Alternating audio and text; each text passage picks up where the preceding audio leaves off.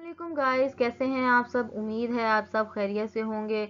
आपका वेलकम है आपके पसंदीदा चैनल स्टडी विद खोला में।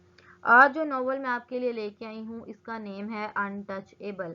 जैसा कि नेम से जाहिर है, अनटचेबल वो चीज़ या वो इंसान जिसको टच ना किया जा सके अनटचेबल कहलाता है। ये नॉवल लिखा है मुल्क राज आनंद ने। ये एक इंडिया के फेमस राइटर हैं। इन्होंने इस नॉवल में क्लास स्ट्रगल, सोशल डिफरेंसेस और कास्ट सिस्टम पर बात की है। इस वीडियो में आपको जो है कास्ट सिस्टम पूरी तरीके से समझाऊंगी कि कास्ट सिस्टम में जो अनटचेबिलिटी है वो कहाँ पे स्टैंड करती है। इसके अलावा जो है नॉवल के themes, characters, symbols, whole story, introduction और बैकग्राउंड कब पब्लिश हुआ, ये नॉवल जो है फुल डिटेल और जो स्टोरी है, कहानी जो है डायलॉग्स के साथ और पूरी कहानी जो है आपको बताने वाली हूँ। कहानी के आखिर में आपने कमेंट सेक्शन में बताना है कि आज की जो स्टोरी है वो आपको कैसी लगी है और मुल्क राज आनंद ने जो कॉन्सेप्ट बयान किया है आपका पॉइंट ऑफ व्यू क्या है इस बारे में। तो आइए जो है वीडियो को स्टार्ट करते हैं। गाइस, सबसे पहले जो है ना मैं आपको अनटचेबल जो कास्ट है उसका समझाने की कोशिश करती हूँ कि ये कहाँ पे स्टैंड करती है। इंडिया में जो कास्ट सिस्टम है उसमें 5 किस्म की कास्ट हैं। सबसे ऊपर जो है वो ब्राह्मण है। ब्राह्मण जो है वो प्रीस्ट होते हैं और इनका काम जो है टेंपल में ड्यूटी होता है, यानी कि सबसे पाक साफ काम जो है इनका है। इसके बाद जो है क्षत्रिय हैं, जो किंग होते हैं, रूलर्स होते हैं और वॉरियर्स यानी कि जो जंगजू नहीं होते कि जो काम करते हैं लड़ाइयों वगैरह में, यानी कि इनका भी ऊंचा ही ओहदा होता है। वाइश्य होते हैं जो कि क्राफ्ट्समैन होते हैं, लैंड ऑनर्स होते हैं। इसके अलावा ये स्किल्ड पर्सन होते हैं। शूद्रा होते हैं, ये वर्कर्स होते हैं और इनके पास कोई स्किल नहीं होती। अनस्किल्ड होते हैं और सर्वेंट्स होते हैं। इसके अलावा जो है सबसे लास्ट पे जो कास्ट आती है वो कहलाती है अनटचेबल। ये जो है इनका काम सिर्फ स्ट्रीट को साफ करना है, स्ट्रीट स्वीपर इनकी ड्यूटी है। इसके अलावा जो डेड बॉडीज हैं उनके साथ डील करना है, एनिमल। तो आइए गाइस देखते हैं इसकी प्रॉपर डेफिनेशन क्या है। What is the definition of untouchable? A type of social organisation hierarchy in which person's occupation and position in life is determined by the circumstances of his birth, restricted access to temple and public places, lack of respect for their human dignity and equality, collect foods which are thrown to them the way a butcher throws to dogs, not allowed to mount the platform surrounding the well used by the upper class. The untouchable were considered the extreme lowest social class in India. तो guys ये बताया गया है कि पहले जो है by birth जो है इनको एक स्टेट मिल गई है, एक नाम मिल गया है, वो है अनटचेबल। यानी कि जब ये इंडिया में पैदा हुए हैं तो ये अगर अनटचेबल में पैदा हुए हैं, अब इनकी फैमिली अनटचेबल है तो ये सारी जिंदगी जो है अनटचेबल ही कहलाएंगे।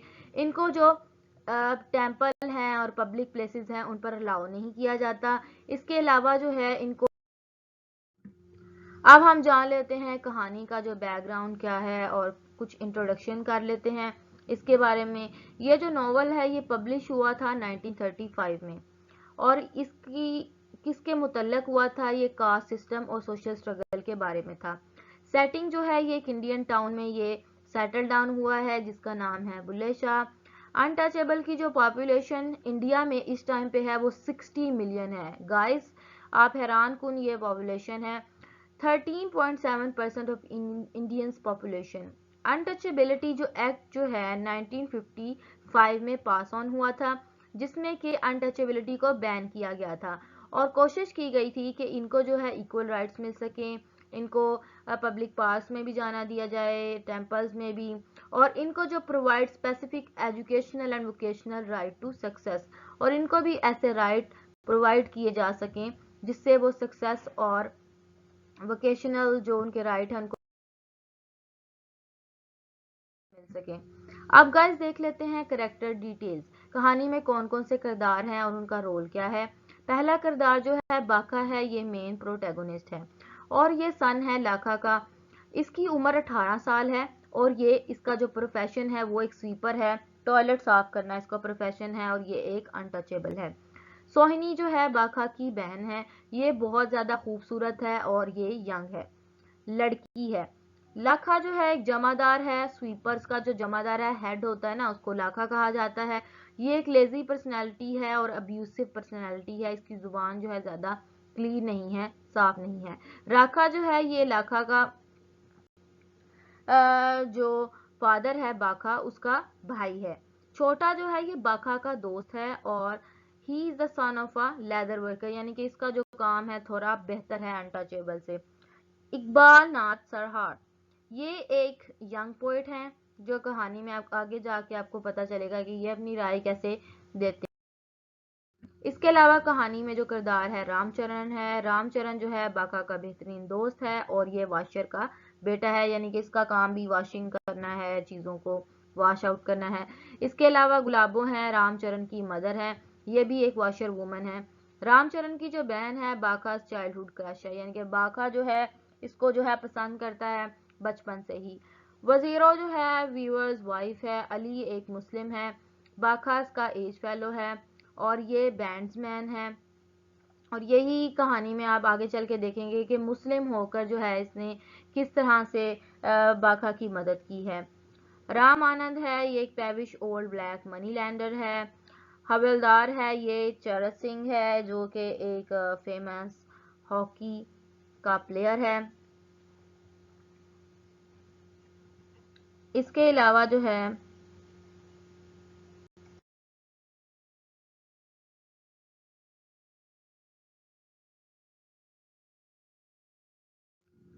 और जो है पंडित कालीनाथ हैं जो कि एक प्रीस्ट हैं। ये एक टेंपल में काम करते हैं जो कि बुल्ले शाह इंडियन टाउन में है।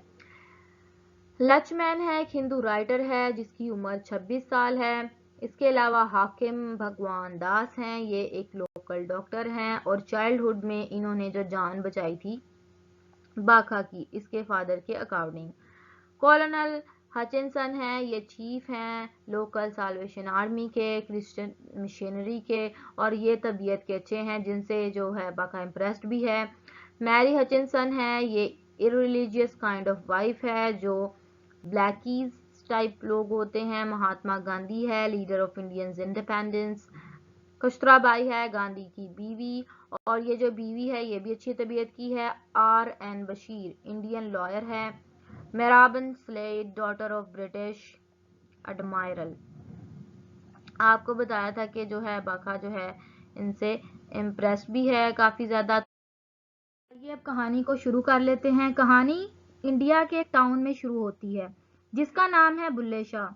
यहाँ पे एक यंग इंडियन स्वीपर है जिसका नाम है बखा, जो टॉयलेट साफ करता है लोगों की।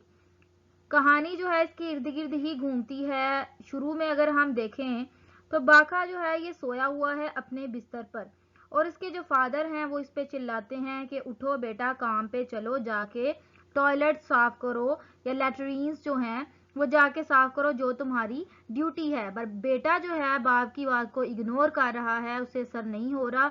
उसका रीजन एक ये भी है, जो बाका है वो इंग्लिश जो पीपल है, अंग्रेज जो हैं उनसे बहुत ज़्यादा मुतासर है, उन जैसा बनना चाहता है, उनसे अट्रैक्टेड है, ऑब्सेशन की हद तक जो है वो उनको फॉलो करता है। वो इसलिए भी कि जैसे अब अंग्रेज है उनकी एक इज्जत है और बाका जिस कम्युनिटी से बिलोंग करता है, जिस कास्ट से बिलोंग करता है, उनकी कोई सेल्फ रिस्पेक्ट का ख्याल नहीं रखा जाता।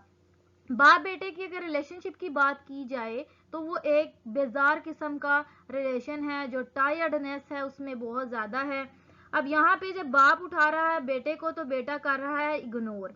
यहाँ पे एक चरत सिंह जो कि एक हॉकी प्लेयर है वो आता है और वो भी आके बाखा पर चिल्लाना शुरू कर देता है कि अभी तक तुमने टॉयलेट जो है, लेटरीन्स जो है साफ नहीं की, मैंने यूज करनी थी। बाखा जो है देखता है कि चरत सिंह खुद चल कर आया है और चरत सिंह कहता है कि बाका जल्दी से उठो। पहले तो वो गुस्सा करता है कि अभी तक अपने फराइज जो है अंजाम नहीं दिए। बाद में कहता है अगर तुम अपने फराइज अंजाम दे लोगे तो मैं तुमको एक जो है हॉकी जो है प्राइज के तौर पर गिफ्ट में दूंगा, जिस पे बाका जो है खुशी खुशी राजी हो जाता है। अब वो कोशिश करता है कि ये तो मेरी खुशनसीबी है, आज जो है मुझ पे दिन जो है बहुत मेरा अच्छा गुजरेगा कि मैं जो अपना काम जो है जल्दी जल्दी अपनी जो मॉर्निंग शिफ्ट है, इनकी 3 किस्म की शिफ्ट होती हैं, मॉर्निंग है, आफ्टरनून है and night shift. Morning shift جو ہے وہ جلدی جلدی ختم کرتا ہے اور گھر پہنچتا ہے. جب وہ گھر جاتا ہے تو اسے بہت زیادہ پیاس لگتی ہے. بدقسمتی یہ اب دیکھیے کہ ایک بندہ تھکا آ رہا آتا ہے, ان کے گھر میں پانی تک نہیں ہے پینے کے لیے. یہ بہت ہی غریب ہیں بہت زیادہ. یہ آپ کو یہاں پہ پانی نہیں ہے بھائی پینے کے لیے. یہاں پہ جو اس کی بہن ہے سوہنی جو اس کو کہتی ہے کہ ٹھیک ہے بھائی تم بیٹھو, میں جو واٹر بکٹ ہے, جو کنویں سے آپ نے اکثر دیکھا ہوگا بکٹس ہوتی ہیں, وہ میں بھر کے لاتی ہوں پانی کی تمہارے لیے. جب وہ ویل پہ پہنچتی ہے, کنویں پہ پہنچتی ہے, تو بہت زیادہ لائنز لگی ہوتی ہے, بہت زیادہ وہاں پہ لوگ ہوتے ہیں, اور سوہنی خود سے پانی نہیں لے سکتی کیونکہ انڈیا جو کاسٹ سسٹم ہے وہ یہ سمجھتا ہے کہ اگر جو انٹچیبل ہے پانی کو ٹچ کرے گا تو پانی جو ہے اچھوت ہو جائے گا, پینے کے لائق نہیں ہوگا, اور اگر خراب کر دیں تو بہت زیادہ رسومات ہوتی ہیں جس کے ذریعے پانی کو پاک کیا جاتا ہے ان کے مطابق. یہاں پہ گلابو جو ہے بکھا کے دوست کی جو مدر ہے وہ بھی جیلس قسم کی خاتون ہے, وہ سونی کو پانی نہیں لینے دیتی. بٹ یہاں پہ سونی کافی انتظار کرتی ہے. تو اس کے بعد جو ہے ایک پریسٹ کی انٹری ہوتی ہے جس کا نام ہے پنڈت کالی ناتھ. یہ ٹیمپل میں ہی پریسٹ ہے جہاں پہ ان کا گاؤں ہے ولے شاہ میں.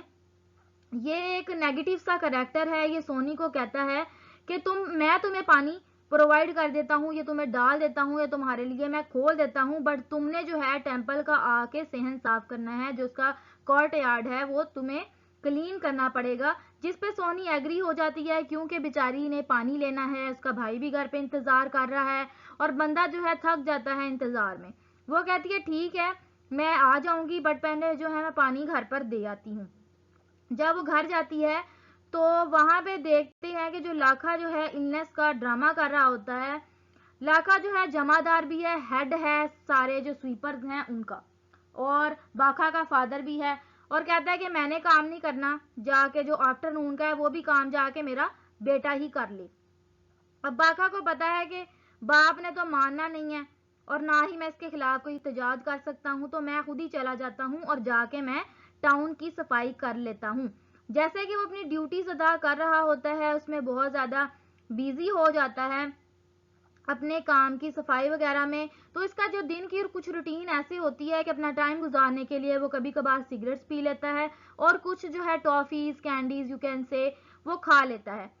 اب باکھا جب کینڈیز کھا رہا ہوتا ہے تو ایک ہائی کاسٹ سسٹم جو آدمی ہے کہ اپر کلاس بندہ ہے وہ وہاں سے گزرتا ہے اور غلطی سے بائی چانس جو ہے ٹکراؤ ہو جاتا ہے. اور یہ جو ہائی کاسٹ سسٹم مین ہے یہ بہت زیادہ غصہ کرتا ہے اور کہتا ہے کہ تمہاری ہمت کیسے ہوئی باکھا مجھے ٹکرانے کی, تم نے مجھے اچھوت, تم انسان ہو, تم نے مجھے ناپاک کر دیا ہے, پلیوٹڈ کر دیا ہے. غصے میں آ کر وہ لوگوں کو اکٹھا کر لیتا ہے اور بہت زیادہ ذلت کا سامنا کرنا پڑتا ہے باکھا کو. اس کی سیلف رسپیکٹ بہت زیادہ خراب ہوتی ہے. آپ جانتے ہیں کہ ایک آدمی ہے جس کی غلطی بھی نہیں ہے, لوگوں کا اجتماع بنا کر اس کو ذلیل کیا جانا کہ تم ایسے کیسا کر سکتے ہو, تم ہوتے کون ہو یا تم کس کاسٹ سے بلونگ کرتے ہو, تمہاری یہ جرت کیسے ہوئی. یہاں پہ ایک مسلمان وینڈر ہے جو ہارس اور بگی پہ آ رہا ہوتا ہے جس کا نام ہے علی. جب کراؤڈ جمع ہوتا ہے تو مسلمان بھی اس دور میں ان کو بھی ناپاک یا چھوت سمجھا جاتا تھا, وہ آتا ہے اور کوشش کرتا ہے کہ جو سارا کراؤڈ ہے ادھر ادھر ہو جائے اور یہ سارا جو تماشا ہے ختم ہو جائے. لیکن جاتے جاتے یہ جو ہائی کاسٹ کا مین ہے باکھا, اس کو تھپڑ پڑ جاتا ہے. ہائی کاسٹ مین جو ہے اس کو تھپڑ لگا جاتا ہے, اس کو سلیپ کر کے جاتا ہے کہ آئندہ یہ بات یاد رکھنا کہ مجھ سے مت ٹکرانا. لیکن علی کی مدد سے کراؤڈ جو ہے ختم ہو جاتا ہے.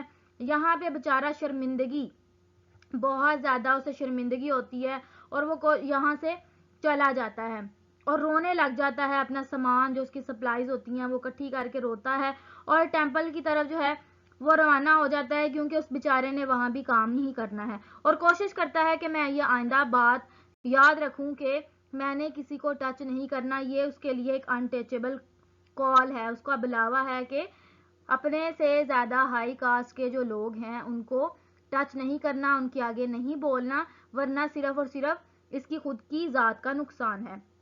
جب وہ ٹیمپل کی طرف جاتا ہے تو وہاں پہ جا کے اس کے ذہن میں بات ہوتی ہے جو صبح اس کے ساتھ واقعہ جو ہے رونما ہوا ہے. کوشش کرتا ہے کہ اب جو اس طرح کا نہ ہو اور کچھ دیر باہر کھڑا سوچتا رہتا ہے کہ میں کیسے کروں, میں سیڑھیوں پہ جاؤں یا نہ جاؤں.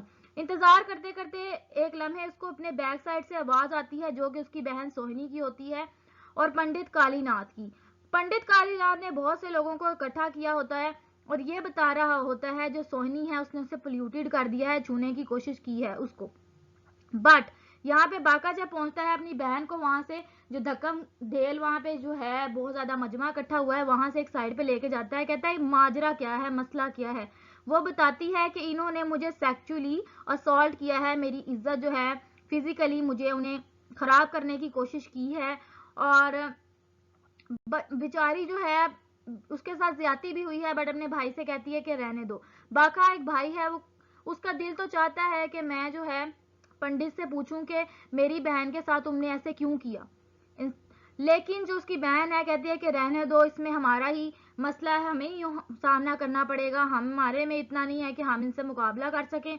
तो जब ऐसी उसको बहन उसको समझाती है तो बाका कहता है ठीक है सोनी तुम घर जाओ, जो सारा खाना वगैरह वो मैं ले आऊंगा, तुम घर चली जाओ। बहन जो है वो घर की तरफ चली जाती है और ये जो है बेचारा परेशान हाल, जो सारी सूरत हाल उसकी बहन के साथ जाती है, उसको जो है हाई कास्ट से मैन से जो थप्पड़ पड़ा हुआ है, ये सारी बातें लेके वो परेशान हाल जो है चलना स्टार्ट कर देता है, ठीक है, और कोशिश करता है कि अब फैमिली के लिए फूड इकट्ठा करे, अब घर तो उसने जाना ही है।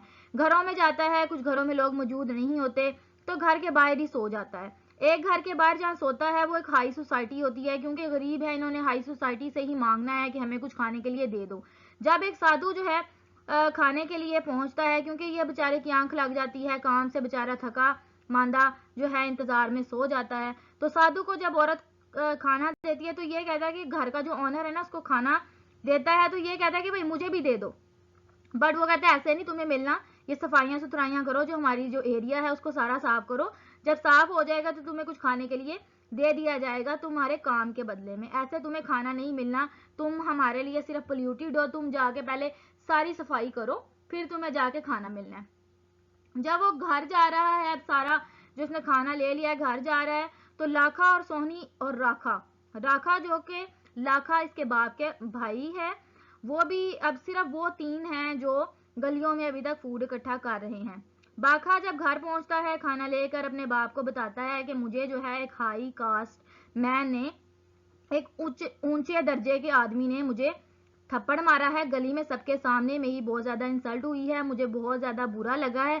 लाखा को पता लगता है कि बेटे को तो बहुत गुस्सा आया हुआ है, कहीं काम ही ना छोड़ दे। उसको समझाता है कि कोई बात नहीं, ऐसा कुछ नहीं होता, ठीक है, तुम्हें जो है काम करना ही है, तुम जब छोटे थे तुम्हें एक डॉक्टर ने बचाया था, वो भी एक हाई कास्ट ही आदमी था, तुम्हारी अगर तुम मर जाते तुम्हें कुछ हो जाता, तुम्हारे उसने तुम्हें जिंदगी बख्शी है। उसे समझा बुझा के उसकी गुस्सा ठंडा करने की कोशिश करता है। अब यहाँ पे खाना खाने के दौरान उसे याद आता है कि उसने अपनी दोस्त की बहन की शादी पे जाना है, वो खाना छोड़ता है और दोस्त की बहन की शादी, दोस्त का नाम है रामचरण और रामचरण की साथ जो उसका है एक और दोस्त भी शादी पर मौजूद होता है जिसका नाम छोटा है। जब ये देखते हैं कि हमारा दोस्त परेशान है, जब शादी हॉल में ये पहुंच जाता है तो देखते हैं कि दोस्त तो बहुत ज्यादा परेशान है। अब उससे सारा माजरा पूछते हैं, रामचरण और छोटा उससे सारा माजरा पूछते हैं, बताता है कि किस तरह उसकी बहन सोनी को सेक्सुअल असाल्ट का सामना करना पड़ा है, उसके साथ जबरदस्ती होने की कोशिश की गई है, वो भी एक पंडित ने की है, और मुझे एक ऊंचे दर्जे के आदमी ने थप्पड़ मारा भरे बाजार में, तो मेरे लिए बहुत ज्यादा इंसल्ट है। वो बहुत ज्यादा परेशान है, किसी भी आदमी के साथ ऐसे होगा तो वो बहुत ज्यादा डिप्रेस होता है।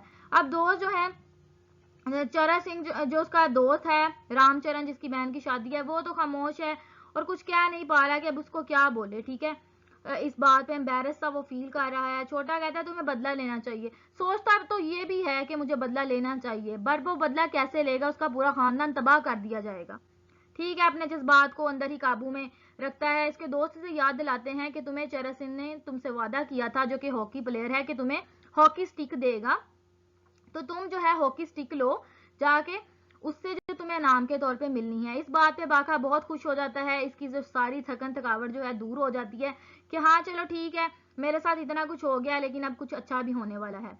बाका जो है चरण सिंह के घर में जाता है, ये बैरक्स में होता है। बैरक्स असल में बिल्डिंग्स होती हैं जहाँ पे बहुत से लोग रहते हैं। अब बिल्डिंग्स में ये चाहता है कि अब मेरे साथ कोई और मसला ना हो, मैं जाके डिस्टर्ब नहीं करना चाहता, मैं बाहर वेट कर लेता हूँ। यहाँ पे दरख्त के नीचे आराम करने लग जाता है, काफी देर यहाँ पे वेट करता है। चरण सिंह खुद चलकर बाहर आता है, बाका को अंदर इनवाइट करता है कि मेरे साथ आकर चाय पियो। یہ ورڈ چائے پیو میرے ساتھ آ کر اس کے لیے بہت ہی خوشگوار ہوتا ہے، کیونکہ اتنی ذلالت کے بعد، اتنی ناپسندیدگی کے بعد اگر کوئی انسان آپ کو اتنے پیار محبت سے بلائے تو آپ جاتے ہیں۔ باکا کو پرسنل آئٹمز بھی آفر کرتا ہے کہ تم ان کو ہاتھ لگا سکتے ہو۔ بہت ہی اچھے ٹریٹمنٹ کے بعد جو ہے باکا یہاں سے خوشی خوشی جو ہے وہ روانہ ہو جاتا ہے اپنے اگلے سفر کی طرف، کیونکہ ان کا کام جو ہے دن بھر جو ہے کام کرنا ہے۔ اس کا دل بہت زیادہ خوش ہے اور خوشی خوشی جو ہے وہ اپنی برانڈ نیو جو ہاکی اس کو ملی ہے اپنے دوستوں کے ساتھ کھیلنے چلا جاتا ہے۔ جب یہ گیم سٹارٹ کرتا ہے تو اس کا جو پہلا گول ہے بہت ہی اچھا جاتا ہے، اور یہ گول اچھے جانے کی وجہ سے دوسری ٹیم کے ممبر ہیں ان کو یہ بات پسند نہیں آتی اور وہ اس سے لڑائی جھگڑا شروع کر دیتے ہیں۔ لڑائی جھگڑے کے دوران دوسری ٹیم کا جو لڑکا ہے اس کے بھائی کو تھوڑا زخمی ہو جاتا ہے، جس پہ یہ جو ہے باکا خود بذاتے خود اس بچے کی ہیلپ کرتا ہے، اس کو ماں تک پہنچاتا ہے۔ اب ماں کا رویہ آپ یہاں پہ دیکھیے، ایک بندہ جو ایک بچے کی ہیلپ کر رہا ہے، بجائے اس کے اس کی تعریف کرے یا کوئی دو الفاظ محبت پیار کے بول دے، وہ بھی اس کو انسلٹ کرتی ہے، بہت زیادہ اس کو ذلیل کرتی ہے کہ تم نے ہاتھ کیسے لگایا۔ یہ نہیں دیکھ رہی کہ باکا نے اس کی کس طرح سے ہیلپ آؤٹ کی ہے، بجائے اس کے وہ اس کی انسلٹ کرتی ہے لوگوں کو اکٹھا کر کے کہ یہ اس نے میرے بچے کو پلیوٹیڈ کیا۔ ٹھیک ہے، یہاں سے بھاگا بھاگا جو ہے وہ چلا جاتا ہے، پھر بیچارہ اپنے سفر کو روانہ ہو جاتا ہے۔ جب وہ جا رہا ہوتا ہے تو جا کے ایک ٹری کے نیچے جا کے پھر بیٹھ جاتا ہے تھوڑا سا ریسٹ کرنے کی کوشش میں۔ یہاں پہ ایک لوکل سیلویشن آرمی جو ایک برٹش مین ہے جس کا نام ہے کولونل ہچنسن، یہ دیکھتا ہے کہ باکا جو ہے اتنا زیادہ پریشان ہے، اس کو پتہ نہیں کیا مسئلہ ہے، آؤ میرے ساتھ جا کے چل صاف کرو۔ اب آپ کو پہلے کہانی کے آغاز میں بتایا تھا جو باکا ہے برٹش سوسائٹی سے بہت زیادہ امپریسڈ ہے، ان کے پہننے سے، ان کے اوڑھنے سے، اس کو بہت اچھا لگتا ہے کہ لوگ کتنے صاف ستھرے ہیں، انہوں نے کتنا اچھا ان کا سسٹم ہے۔ تو یہ جو ہے اس کو آفر کرتا ہے کہ آؤ میرے ساتھ جا کے چرچ صاف کرو۔ یہاں پہ چرچ صاف کرنے کے لیے جاتا ہے، بٹ جب چرچ صاف کرنے کے لیے جاتا ہے جو کولونل کی بیوی ہچنسن ہے وہ بہت ہی زیادہ بری عادت کی مالک ہے، وہ دوبارہ سے باکا کی انسلٹ سٹارٹ کر دیتی ہے اور اپنے ہسبینڈ کی کہ اس کو کیوں لے کے آئے ہو، تم بلیکی ہو اور یہ بھی بلیکی ہے، اس کو کیوں اٹھا کے لے آئے ہو۔ یہاں سے انسلٹ کے ڈر سے، دوبارہ بےعزتی کے ڈر سے اور مار کے ڈر سے باکا یہاں سے بھاگ جاتا ہے اور ٹرین اسٹیشن پر پہنچ جاتا ہے۔ وہاں پہ جا کے سنتا ہے کہ کچھ لوگ جو ہیں بات کر رہے ہیں کہ مہاتما گاندھی نے آنا ہے بلے شاہ وہ گاؤں میں جہاں پہ یہ لوگ رہتے ہیں، وہاں پہ وہ تقریر کرتا ہے مہاتما گاندھی کے لوگوں کو ان کے برابر کے حقوق ملنے چاہیے اور ان کے ساتھ ناانصافی نہیں ہونے چاہیے۔ تقریر جو ہے بہت ہی اچھی ہوتی ہے، باکا کو سمجھ تو نہیں آتی زیادہ کیونکہ وہ پڑھا لکھا نہیں ہوتا، بٹ اس کو یہ سمجھ آتی ہے کہ ایک ایکول سسٹم ہونا چاہیے، مساوی۔ یہاں پہ کچھ لوگ آپس میں بات کر رہے ہوتے ہیں، ایک لائر ہوتا ہے جس کا نام ہوتا ہے بشیر اور دوسرا پوئٹ ہوتا ہے جس کا نام ہوتا ہے سرشار۔ جو بشیر ہوتا ہے لائر، جو پیشے کے لحاظ سے لائر ہے، وہ تو کریٹیک کر رہا ہوتا ہے کہ جو پرانا سسٹم ہے وہ کبھی بھی چینج نہیں ہو سکتا، یہ گاندھی کی باتوں کی مخالفت کرتا ہے، لیکن جو پوئٹ ہے وہ کہتا ہے کہ سسٹم کبھی نہ کبھی تو چینج ہوگا، اور اس نے بتایا کہ ایک ایسا سسٹم آ رہا ہے، ایک ایسی مشینری آ رہی ہے، ٹوائلٹ سسٹم آ رہا ہے جس کے آنے کے بعد کاسٹ سسٹم جو انٹچیبلٹی ہے وہ ختم ہو جائے گی، سب لوگ اپنا اپنا واش روم خود صاف کریں گے، اور ٹوائلٹ سسٹم جو صرف ایک محدود ذات جو کرتی ہے، ایک انٹچیبل آدمی ہی کرتا ہے، باقی اور کوئی کاسٹ ہاتھ نہیں لگاتی۔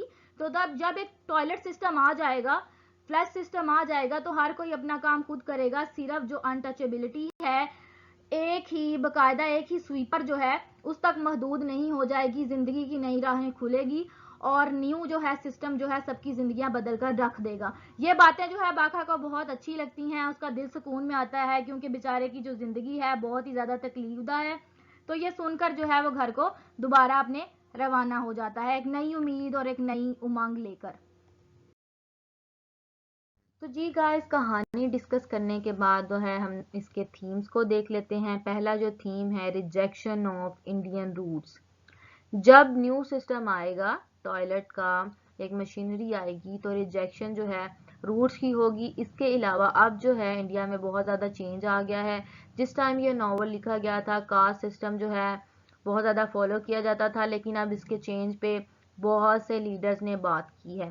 اس کے علاوہ چیریٹی ہے، سائیکلیکل آپریشن ہے، ایک سائیکل سا چلا آ رہا ہے دباؤ کا غریبوں پر، مزدوروں پر، کلاس سٹرگل اس ناول میں بتائی گئی ہے۔ اس کے علاوہ you are what you where, اب آپ کے پاس جو جیسا آپ پہنتے ہیں ویسے ہی آپ لگتے ہیں۔ اس کے علاوہ جو ہے اس میں دا انٹچیبلز رسپانسبلٹیز ہیں کہ ان پہ معاشرے میں بہت زیادہ بوجھ ڈالا گیا ہے، برڈن ہے ان پہ، ریلیجن کا بھی ہے اور لوگوں کا بھی ہے اور کام کا بھی ہے، اور انٹچیبل ہیں صرف جو ہے گندگی صاف کرنے کے لیے ہیں، ان کی ذمہ داریاں بہت زیادہ ہیں اور لعن طعن ان پہ بہت ہے۔ تو جی گائز، اسی کے ساتھ کہانی کا ہوتا ہے دی اینڈ۔ امید کرتی ہوں آج کی جو ناول ہے آپ نے بہت انجوائے کی ہوگی اور بہت کچھ لرن کیا ہوگا۔ تو گائز کامنٹ سیکشن میں ضرور بتائیے گا کہ آج کا ناول آپ کو کیسا لگا ہے، اور اس کے علاوہ جو ہے آپ کون سے مزید ناول جو ہے ہمارے ساتھ جو ہے وہ اسٹڈی کرنا چاہتے ہیں، اور بتائیے گا کہ ملک راج آنند جو ہیں کیسے رائٹر ہیں اور انہوں نے جو ہے کون سے گراؤنڈ جو ہیں کریٹ کرنے کی کوشش کی ہے اور انہوں نے کیا بتانے کی کوشش کی ہے، اور آپ جو ہے کاسٹ سسٹم کے بارے میں آپ کا کیا پرسپیکٹیو ہے، آپ کس لحاظ سے جو ہے ان چیزوں کو دیکھتے ہیں اور سمجھتے ہیں۔ تھینک یو گائز، چینل کو سبسکرائب کیجیے گا، لائک کیجیے گا، کامنٹ کیجیے گا اور شیئر ضرور کیجیے گا۔ ملتے ہیں نیو ویڈیو کے ساتھ۔ تھینک یو، اللہ حافظ۔